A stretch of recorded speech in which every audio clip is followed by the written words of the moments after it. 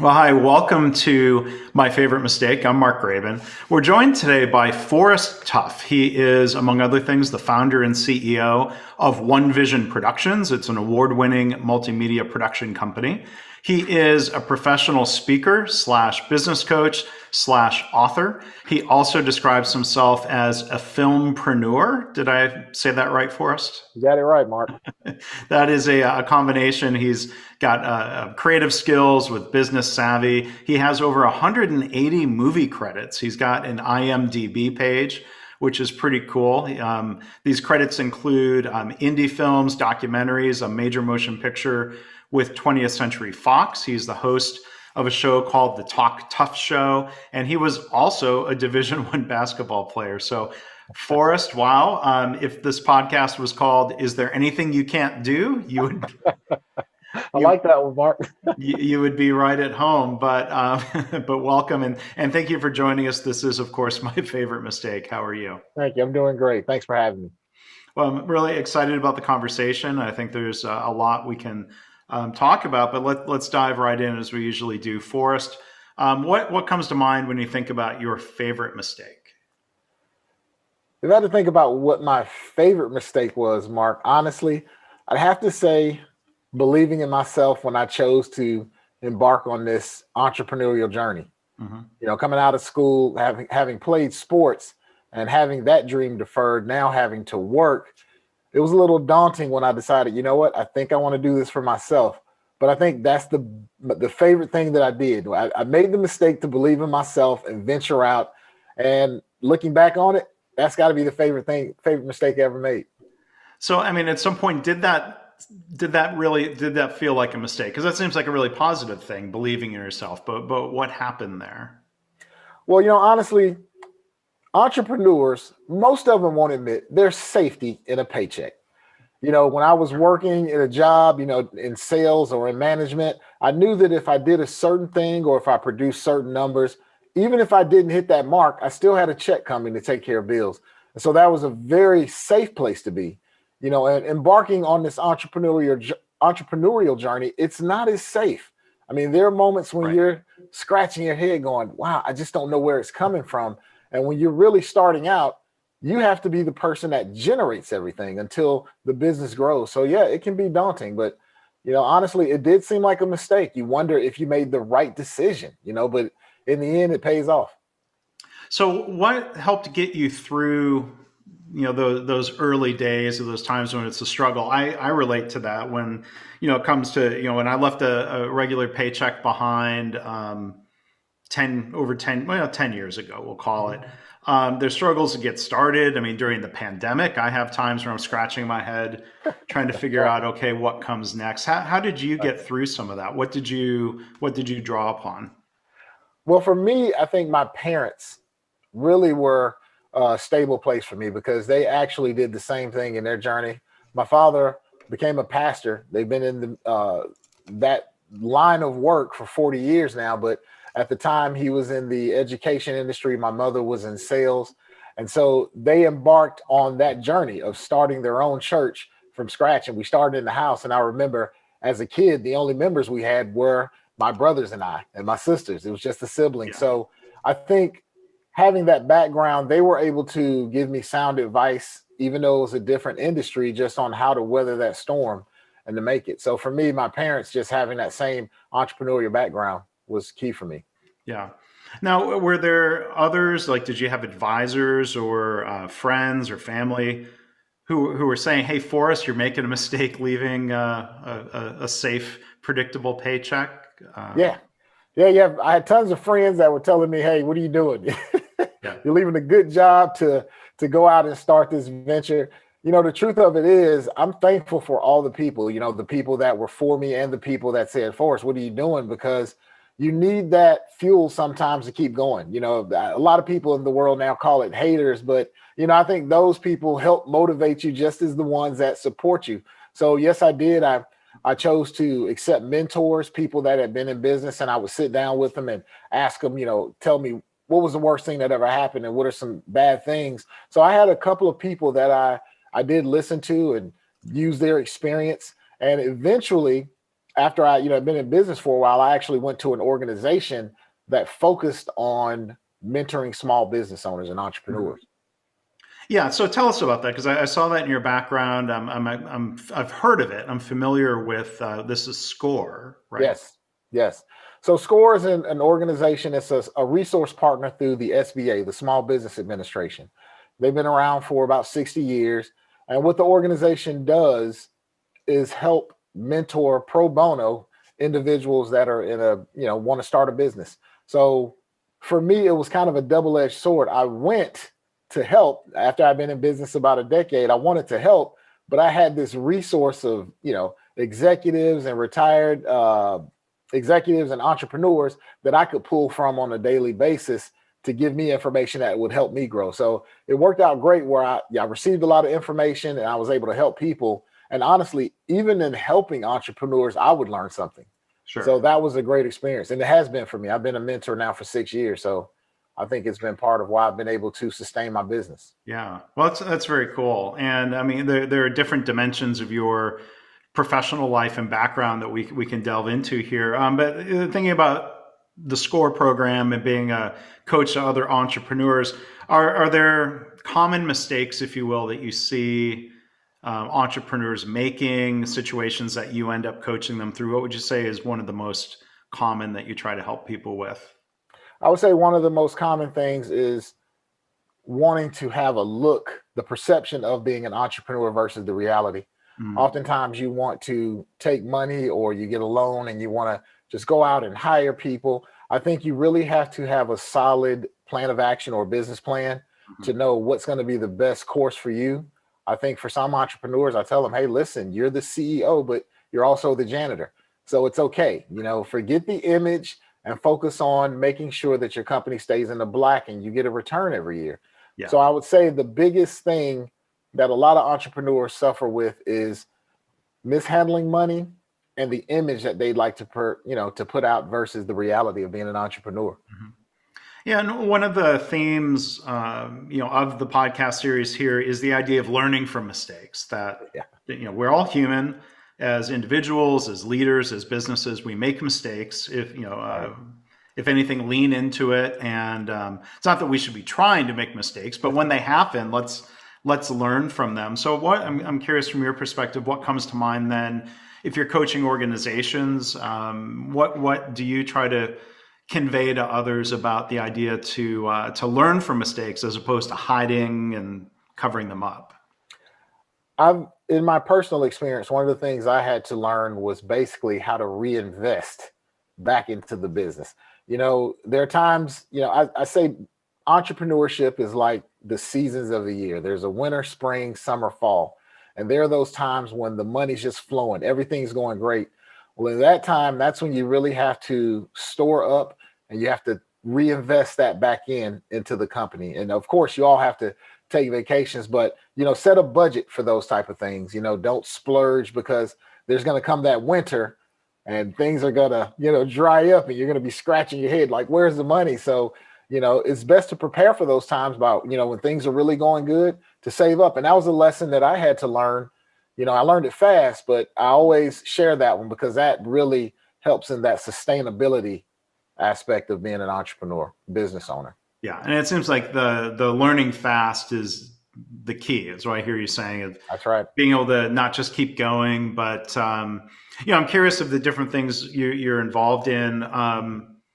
Was the production company the first entrepreneurial venture, or Yes. tell me more about getting started with that? So back in 2004, when I embarked on starting my media production company, it came from a place, it's early childhood. My mother always had a camcorder and she recorded things. And even at my father's church, we would record service. And so throughout my high school and college years, I would have my camcorder recording everything, Mhm. parties, hanging out with friends, just regular everyday life. And one day, as an adult, now that I'm working, someone would say, hey, do you record birthday parties? I'll pay you. And that struck the chord. And that's where everything kind of originated from that one small birthday party. It evolved. And, over 15 years, 16 years later, the company grew from doing weddings and, we do photography, music videos, and we started to branch out to working with corporations and working with the government. So that's how that was the first. That's the lifeblood of all my endeavors, if you Yeah. would say that. Yeah. Yeah. This is going back to dating myself, or we'll both do it. Was this the camcorder up on the shoulder Oh yeah, era? when I was a kid, we had this shoulder cam. That's Yeah. what started first. So to give you a time frame, I came out of high school in '91. That's when I graduated. Okay, me So I too. give you a time frame of what it was, and then we moved into the little mini tapes, and so now everything we had to go through. I think our generation is formidable because we've had to undergo so many changes and Right. still manage to stay relevant from, hey, we had the internet when it dialed up, you Yeah. had to wait an hour just to get online. So yeah, that's the generation I'm from. The big camcorder. We started the big one, big Yeah, shoulder mount, with the full size VHS tape. full size VHS tape. Exactly. Yeah. So that really makes me think about, sure, for being Generation X, being resilient. We've gone from Right. renting VHS tapes to renting DVDs to now I don't think I have a single DVD in the I'm place streaming anymore. It's everything. all streaming. Exactly. Uh, Exactly. so I'm curious to learn more. I've never, one thing I love about this podcast series is getting to talk to people with such a wide range of backgrounds. So I've never Right. had the chance to talk to anybody who's been involved in film production. Is each film its own entrepreneurial venture? Like how do you try to find out, hopefully sooner than later, if a production is quote unquote a mistake? So in my case, before I just jumped out, I actually worked on other people's productions in a capacity or in a role. Because I had been in production, I knew how to film, I knew how to edit, I had equipment. There's so many things. I'm a licensed drone pilot. So if they needed a drone pilot on set, I had a skill that I could use to be on a set and learn. So for me, that was my teacher. I didn't have time to, go to school because I had kids that were growing up and going to college. So I said, I need to do a lot of networking. So for that, I used a lot of volunteer time. I volunteered so much to say, hey, yeah, listen, you need an editor? I'll edit this project for you so I could see the process. So Ah, for me, I cut my learning curve by having a skill set that allowed me to be on sets and learn about the industry before I started producing my own films. mhm. So I cut down a lot of the mistakes I would have made. And that just came from having the experience of being a business owner and knowing the mistakes that could be made with any new venture. Yeah, Yeah. yeah. Well, that's smart. And you're learning on other people's dime. They're paying you to learn, and yeah, Yeah. And learn. sometimes not paying me to learn, but Well, you know, that was part of the process because I was breaking into a totally new industry. And mhm. so initially I needed to know what they knew. And people have a tendency to give you more when they know that you're working towards a goal, but you're doing it coming in at that volunteer space. So for me, it was a very strategic volunteering. That's what I call it. I had a strategy to my volunteering. It just didn't have it had an end game. Let's put it that way. Yeah. Well, that's smart. That's smart. So I think one other, I want to ask you to think back for us to your experiences as a college basketball player. Playing Oh, yeah. Division I at a very high level of basketball. I was reading about your background. You were a guard. You were a shooter. Is that right? Mhm. Yes. So I mean, it's different than now when half the shots being put up in every game are from behind the arc. But I read about you hitting a lot of threes in a game. So I was curious, when and I'm not a basketball player. Like I played in the Okay. driveway as a kid, and yeah, that was all.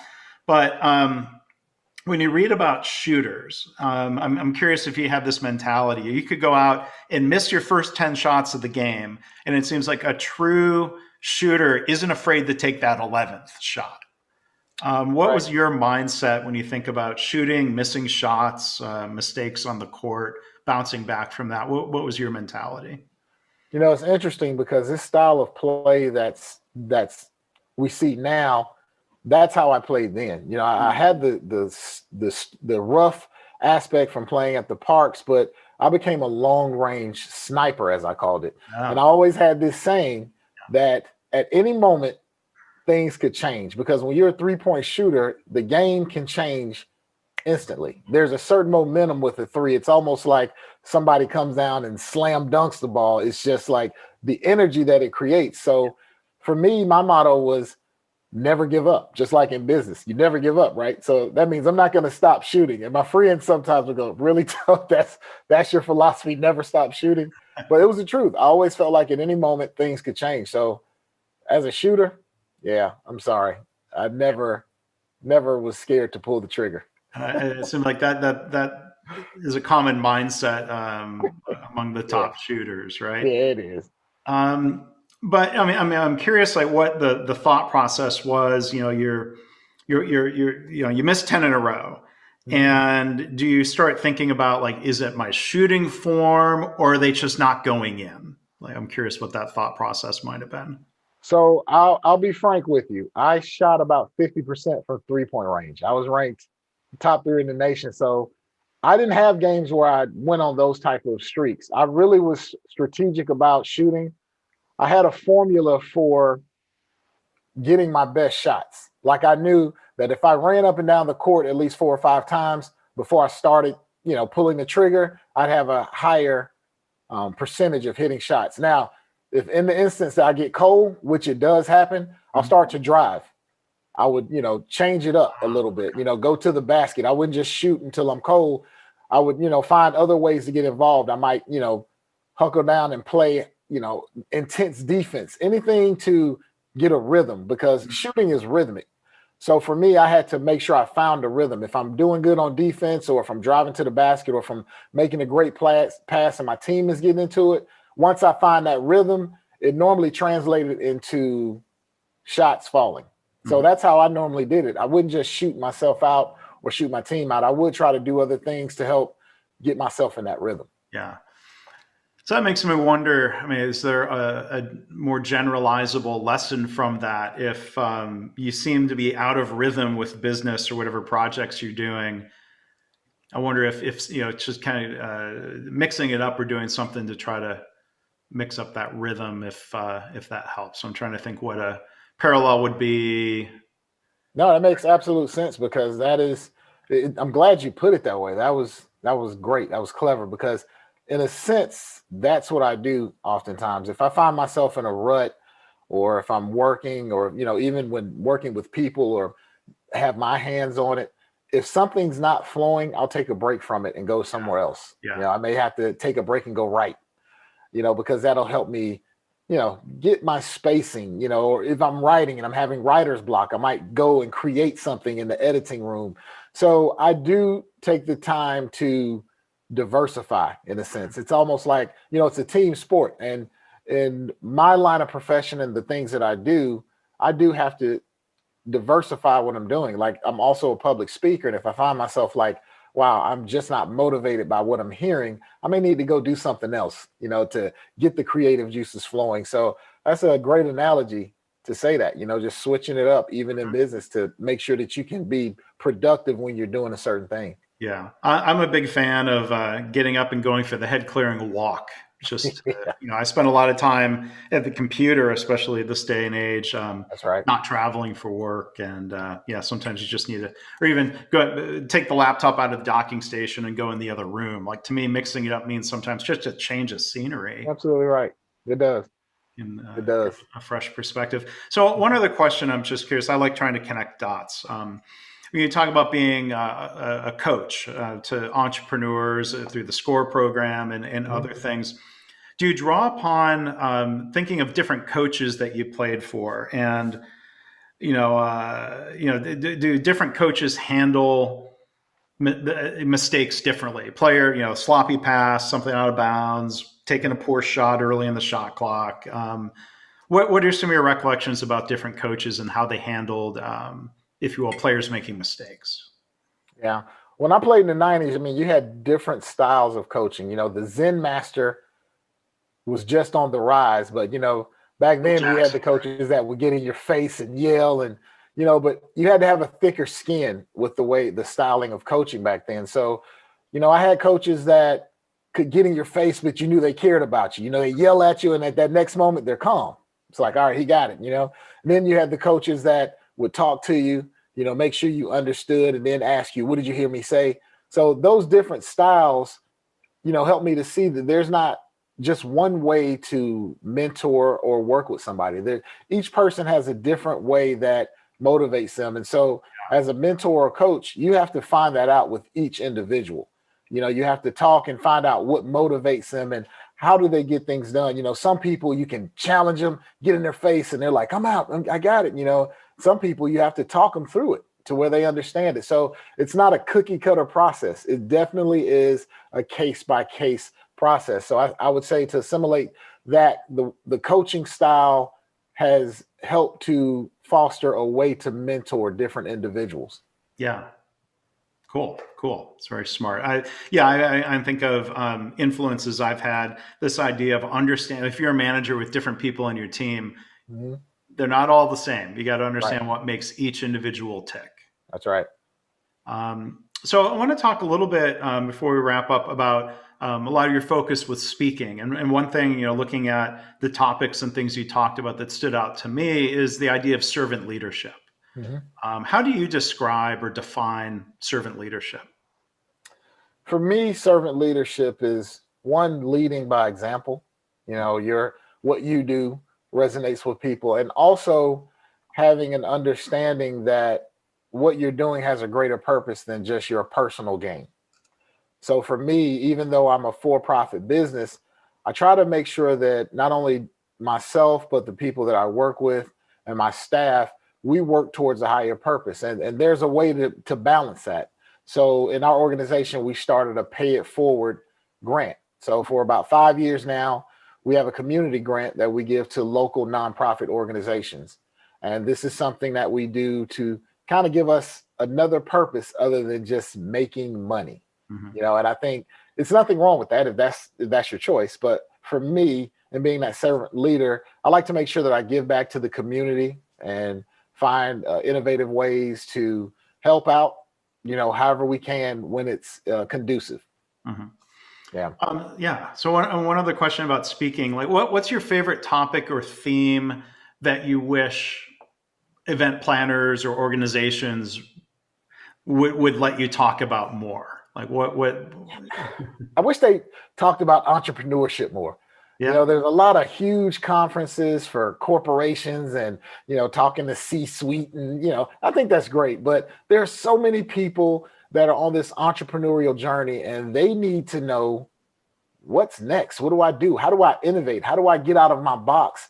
Because many of us, we went to school, some of us on so many levels, when they got a master's, a PhD, we've gotten a lot of certifications, professional certifications. So we have a methodical way of approaching certain things. We know that if we start with A to Z, there's a process, and that process usually yields a result. And so when you have that trained way of thinking in that environment, it breeds success 9 times out of 10.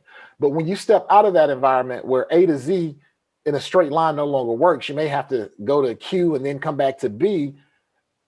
It confuses people. And that's where I think would be a great opportunity for, some keynote conferences to have speakers like myself come and speak to those people who now have to reacclimate or change the way they view how to have success in their industry. Yeah. Or even if it, within these companies, there's a big need for that entrepreneurial mindset. Some people refer to intrapreneurship. How does a big company become more innovative? So that people can build that muscle and practice those entrepreneurial skills, not just for their own benefit if they were to leave the company or go into a next phase of their career. But I agree with you. Even internally, even being internally, it could more help nimble them is helpful. to be innovative and think outside of the box to create revenue for the company, even if you want to stay with that company, just to help, refreshing that mind muscle. Yeah. Yeah. And then, so you talk about speaking, and then you talk about writing. I saw you have a book that you're working on, Live to Make an Impact. So that seems to touch back on that theme of having a purpose beyond just making money. Tell us more about the book project. So this project is really a culmination of my journey, just the things that I've learned and my philosophy on life, my take on life. And I think that's the most important thing. And I think what resonates with most people is your personal journey. I can't speak to someone else's, and I can't say that this is the best, but I think for people that are interested in that life or that may be prone to view the world in that way, I think this could be a guide. And I have points and takeaways that have, been useful in my life that I would love to share for those who are interested in that type of journey. So I know you're still working on it. Yeah. 2021 sometime, you think it might Yeah, be? I want to say 2021. I want to say I'm 2021. trying to put you on the spot. Just curious. Let's say 2021. Then let's bump the timetable to make sure that happens. But it's definitely a project I am working on currently. Great. Mhm. So again, our guest has been Forrest Tuff. Forrest, what's the best website people want to learn more about your work, your speaking, and everything else? Sure, you could go to forresttuff.com, and that's 2 R's, 2 T's, 2 F's. forresttuff.com. Forrest Tuff. Gosh, I turned that. I didn't mean to turn that almost Forrest Gump. That was just me Hey, misspeaking. listen, I'm used. As a matter of fact, hey, listen, I did a Sorry. keynote recently where I designed this poster where I look like Forrest Gump because I knew they would readily identify with it. So yeah, I've dealt with that. I've turned that into a term of endearment now. So yeah, but actually forresttuff.com, and you can find anything, about any endeavors that I have going on. Yeah, and you do have a lot going on, like I said up front. So, Forrest, it's really been a pleasure having you on the podcast and getting to learn a little bit about you. Thank you so much for being here and sharing your insights. Mark, it's been a pleasure. Thank you for having me. Sure thing.